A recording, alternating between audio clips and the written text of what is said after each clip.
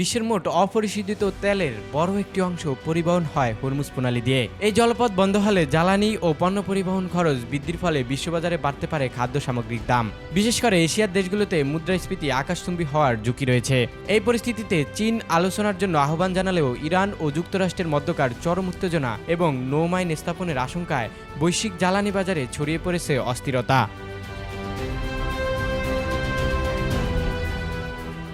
এসব সংকট আর সংজ্ঞার মধ্যেই হরমুজ প্রণালী কার্যত বন্ধ করল ইরান। বিশ্বের অন্যতম তেল পরিবহন পথ হরমুজ প্রণালী অচল হয়ে পড়ায় বৈশ্বিক তেল সরবরাহে দেখা দিয়েছে অস্থিরতা। এই সংকটের মুখে দাঁড়িয়ে পাকিস্তান তাদের জ্বালানি নিরাপত্তা নিশ্চিত করতে বিকল্প সমুদ্রপথ বেছে নিয়েছে।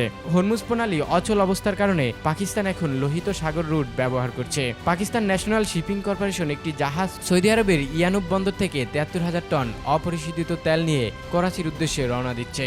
পাশাপাশি সংযুক্ত আরব আমিরাতের ফুজাইয়া বন্দর থেকেও তেল সংগ্রহ করছে অন্য একটি জাহাজ। নৌ চলাচল বন্ধ থাকায় বর্তমানে করাচি ও বিভিন্ন বন্দরে পিএমএসির বেশ কিছু জাহাজ আটকে রয়েছে।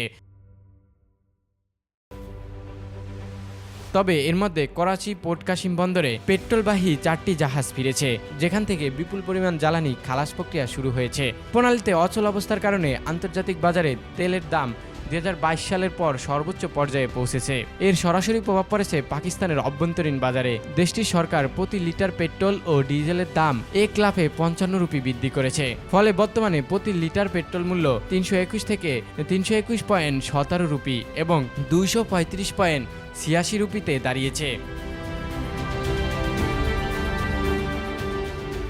বিশ্লেষকদের মতে হরমুজ প্রণালীতে অস্থিরতা মানেই বিশ্ববাজারে এক ভয়াবহ অর্থনৈতিক মহাপ্রলয়। সৌদি আরব, ইরাক, কুয়েত এবং সংযুক্ত আরব আমিরাতের মতো বড় তেল উৎপাদনকারী দেশগুলোর রপ্তানি এই পথের উপর নির্ভরশীল। এই সরবরাহ ব্যবস্থা ভেঙে পড়লে কেবল শিল্পোন্নত দেশগুলোই নয়, বরং বাংলাদেশের মতো আমদানি নির্ভর দেশগুলো বিদ্যুৎ ও জ্বালানি সংকটে চরম বিপর্যয়ের মুখে পড়বে। মূলত এটি কেবল একটি জলপথ নয়, বরং বিশ্ব অর্থনীতির লাইফলাইন।